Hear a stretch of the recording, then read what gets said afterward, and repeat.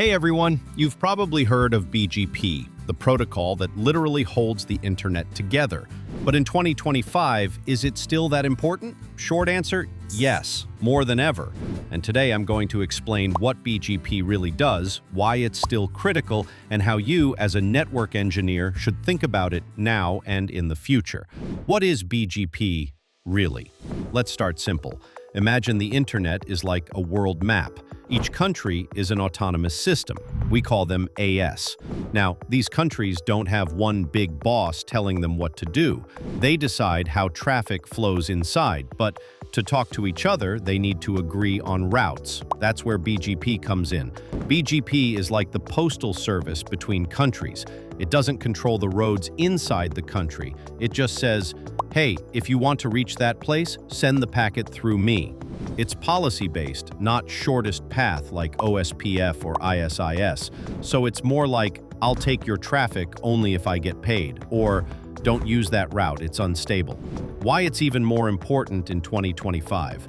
Okay, so why is BGP even more important now? Because the internet is bigger, way bigger. We've got more cloud providers, more CDNs, more IXPs. We've got satellite internet, SD-WAN, multi-cloud networking. And all of these things, they need smart routing between networks, not just inside. BGP is now everywhere. Your home router might even use BGP if it's enterprise grade. Cloud engineers use BGP to connect VPCs or with Direct Connect. Service providers use BGP to filter, control, secure routes. It's like BGP grew from just a mailman to a global logistics coordinator. BGP isn't just about internet routing. People often think BGP is just for the big internet, but nope, it's all over the enterprise now too.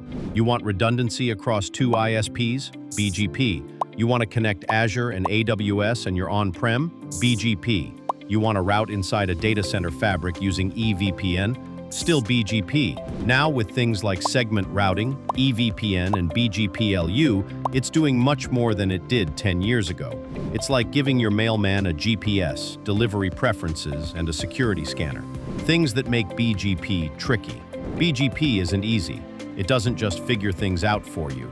It needs you to set up policies, what prefixes to advertise, what to accept, how to filter bad routes, what happens when a link goes down.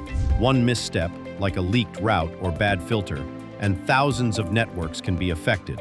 Remember when Facebook went down because of BGP? Yep, that happened. What should you learn about BGP today?